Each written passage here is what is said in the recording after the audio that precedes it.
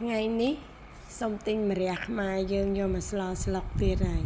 បងប្អូនទាយមើលខ្ញុំទិញម្រះយកមកស្លអីគេបងប្អូនខ្ញុំទាយឲ្យបងប្អូនពិតជាស្ងោរម្រះស្លេះរឿងម្រះមកមើលឆ្នាំងយើងម៉ែពណ៌ក្រហមឆ្អិនឆ្អៅខានប្រើយូរឥឡូវលើកមកប្រើម្ដងទាន់ក្រាស់ឡើងថ្លៃប្រើទាន់ត្រេនគេក្រាស់ឡើងថ្លៃយើងចាប់ផ្ដើមប្រើគិសនីអគិសនីឡើងថ្លៃប្រើអស់ម្ដងមានតែប៉ុណ្ណឹង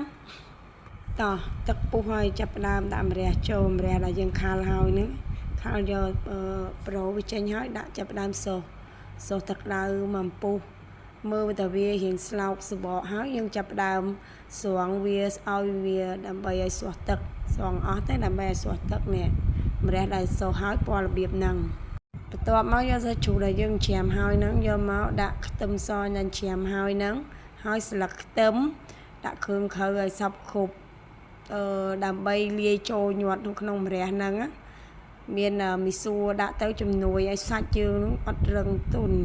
អាហ្នឹងត្រូវតែដាក់ប៉ុនកុំដាក់ច្រើនពេកបងប្អូនដាក់តាមមុំបន្តិចបានហើយដាក់ស្ករដាក់ប៊ីចេង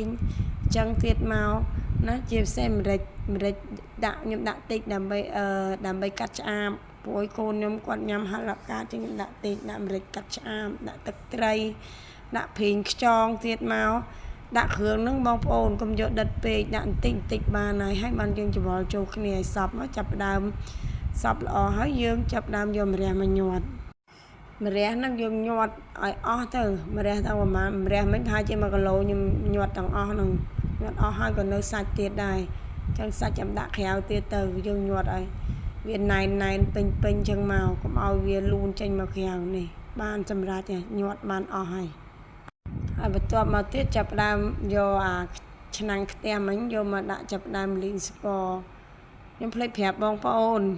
ម្រះដែលខ្ញុំយកមកហ្នឹងខ្ញុំមិនមែនយកស្ងោរទេបងប្អូនគឺយកមកខម្រះនេះខ្ញុំលីងស្ករប៉ុន្តែខ្ញុំដាក់ស្ករសមលីងឲ្យវាក្រហមប៉ុណ្ណឹងមកចាប់ផ្ដើមដាក់ខ្ទឹមចូលខ្ទឹមសយើងហ្នឹងហើយមកលីងវាតឡើងរៀងក្រហមអញ្ចឹងមកបញ្ចប់ដើម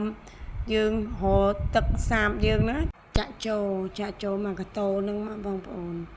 ចាក់លៃមកដាក់ម្រះយើងទៅរៀងលិចតិចណាដល់បន្ទាប់មកយើងដាក់គ្រឿងក្រៅថែមទៀតមានទឹកត្រីហើយនឹងប៊ីចេងដាក់តែប៉ុណ្ណឹងទៀតមកចាប់ផ្ដើមយើង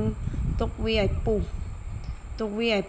ពុះរបៀបហ្នឹងហើយយើងចាប់ផ្ដើមដាក់ម្រះចូលឲ្យអស់ដល់អស់នឹងទឹករៀងប្រហើប៉ុណ្ណឹងបងប្អូនដាក់ចូលអស់ហើយចាប់ផ្ដើមខោបវាហើយយើង